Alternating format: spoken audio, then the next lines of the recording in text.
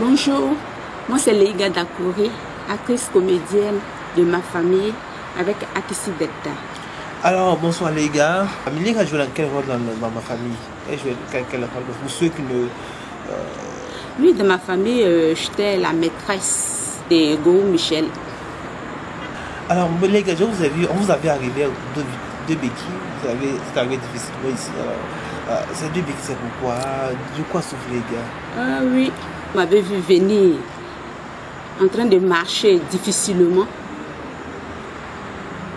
Je suis tombée et j'ai cassé mon pied. C'est depuis quand? Oh, cela fait bientôt 4 ans et quelques. Et qu'est-ce qui s'est passé réellement? Comment vous avez glissé? Vous partiez d'où pour revenir à oui, j'avais fini de me laver et mon portable sonnait, donc je courais. Et c'est là que j'ai glissé dans l'eau et je suis tombée. Je me suis cassé le pied. C'est la jambe gauche ou la jambe droite? La jambe droite. La jambe droite. Oui. Alors, tout de suite, on vous envoyé à l'hôpital. Et à la clinique à Vicenne. Voilà. Et là-bas, j'ai été opérée par le docteur Doche. Voilà. Et puis, quelque temps après, je suis allée faire une radio. Il m'a dit que l'os qui devait se coller n'a pas pu. La première opération s'est élevée à combien? À 2 millions. À 2 millions. Oui. 2 millions, juste moi 2 millions quelques. Bon, 2 millions parce que si je vais tout compter, les dépenses, l'ambulance, tout et tout, bon, c'est trop. Mais comment vous avez eu les fonds pour... Mais je vous dis que j'avais des petites réalisations. Et puis, bon, il y a l'aide d'une famille qui m'a aussi aidé. Voilà. Et là, c'était à la clinique à Vicenne? À Vicenne. Malheureusement... Pourquoi cette clinique? Qui vous a conseillé? Non, cette clinique, c'est pas ma première fois. J'ai eu des amis, des connaissances qui ont été opérées là-bas. Voilà. Et tout s'est toujours bien passé. Donc c'est pour cela que j'ai demandé à l'ambulance de me conduire à Vicenne. Et je connaissais presque le personnel là-bas. Parce qu'il m'arrivait quelquefois d'aller prier pour les malades aussi là-bas. Voilà. Et là, malheureusement, le docteur m'a dit, c'est pas de sa faute. Lui, il a fait le maximum. Mais l'os n'a pas pu se coller. Donc, il m'a dit que je devais reprendre l'opération avec des millions encore. Moi, je n'ai plus rien. Voilà, parce que la première opération, j'ai tout vendu pour pouvoir me faire opérer. Voilà. Donc, je n'ai plus rien. Là, je n'ai même pas un toit pour dormir. Je suis chez mes amis, d'ici là. Je suis fatiguée, sincèrement. J'ai été reçue la dernière fois à la radio Nostalgie. Je dis encore merci au grand Yves de Bella qui m'a reçu. Et tout s'est bien passé. J'ai lancé un SOS à ce que la première dame me donne une prise en charge, ainsi que le ministre de la Culture puisse faire un geste. Parce que je n'ai plus rien. Sincèrement, comme je l'ai dit, je n'ai plus rien. Vous avez vu votre ministre de tutelle, monsieur? Oui, j'ai déposé 2 lettres là-bas. C'est-à-dire, il y a une que ma père, son nom, Marie-Louise avait déposée, ainsi que la deuxième que moi j'ai déposée. J'ai déposé une lettre à l'Assemblée nationale. J'ai pris une même que je suis allée déposer chez le président de l'Assemblée nationale, son Excellence Soroguium. Et il y a une autre que j'ai déposée aussi chez la grande chancelière, maman Henriette Diabaté. Et il y a une autre, plus une photo de l'opération que j'ai déposée chez maman Dominique Ouattara, la première dame. Non, toutes ces lettres n'ont pas eu de... Non. J'en ai déposé chez Ahmed Bakayoko aussi. Il a été la première personne même que j'ai sollicitée.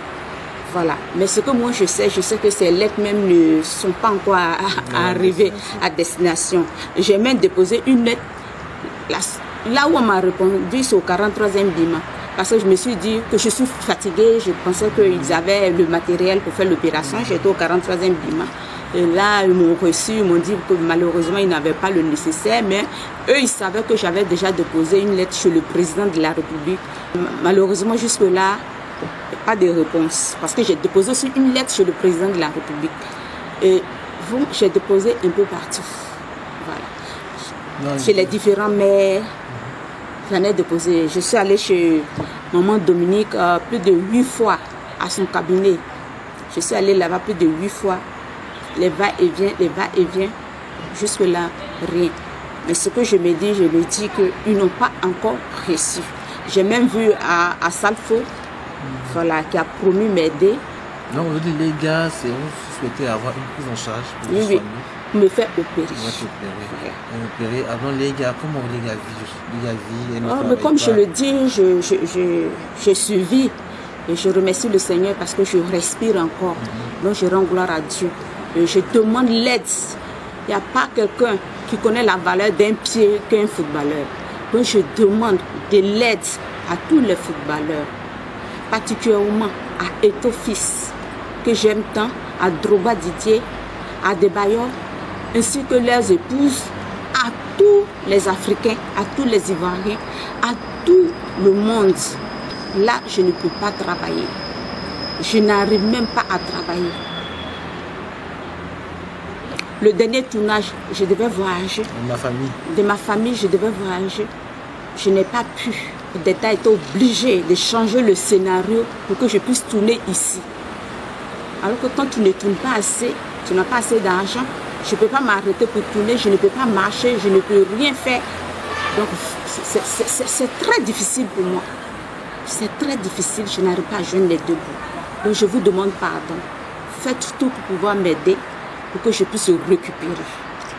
Mais toujours belle, bien maquillée, mais attends. Quelle enseigne des souhaits? J'ai dit, toi tu poses des questions bizarres. Je suis l'image de la Côte d'Ivoire. Je suis l'image de l'Afrique. Pourquoi est-ce que les gens veulent toujours voir les Africains avec les mouches devant la bouche, comme si c'était la fin du monde? Les gens qui sont en train de manger dans les poubelles? Non. C'est pas parce qu'on souffre, qu'on a mal aux pieds, qu'on est dans le besoin, qu'on doit se faire malheureuse. Parce qu'il y a des gens qui vous admirent. Vous représentez un pays qui est la Côte d'Ivoire, qui n'est pas n'importe quel pays. Vous représentez l'Afrique. Où demain, les gens prennent les cassettes comme ça, ils sont avec leurs amis, ils mettent les cassettes, ils disent, ah ça c'est un film ivoirien, ça c'est tant, et ils vont vous voir dans la rue, ils vont vous voir malheureux, vraiment c'est une honte. Quand on dit artiste, vous voyez même les États-Unis, quand on dit à l'artiste, on dit l'art. Donc tu dois être toujours, ta manière de vivre même, tu dois être au top. Mais c'est parce que ici là, c'est pas ça. C'est pour ça que tous les jours, on a les problèmes, on est obligé de faire SOS. Je n'ai jamais voulu faire SOS. Marie nous a dit on va faire SOS. Amélie même est témoin de cela. Je dis je n'aime pas. Je vais aller de porte en porte, les gens vont m'aider. Mais c'est parce que je n'ai pas eu d'issue qu'aujourd'hui je viens devant les Ivoiriens, devant les Africains pour demander SOS. Je profite pour dire un grand merci à mon fils Hassan Bitar. Merci à mon fils Didi et puis en plus à Élisée. Et un grand merci à Yves de Bénin et à Nostalgie et à Rien à cacher. Toute la presse. Et toute la presse ivoirienne. Et tous les Ivoiriens, tous les Africains, tout le monde, tous ceux qui m'appellent, qui m'apportent quelque chose pour que je puisse manger, tous ceux qui prient pour moi, je leur dis un grand merci. Un grand merci. Et continuez de prier pour moi. J'ai besoin de votre soutien moral, financier. J'ai besoin de vous. Que le nom de Jésus-Christ soit béni, que le nom de Jésus-Christ soit élevé, que la gloire revienne à l'Éternel du ciel. Et que prochainement, je viens vous dire que je suis guéri et que je marche, que le nom de Jésus soit glorifié. Amen.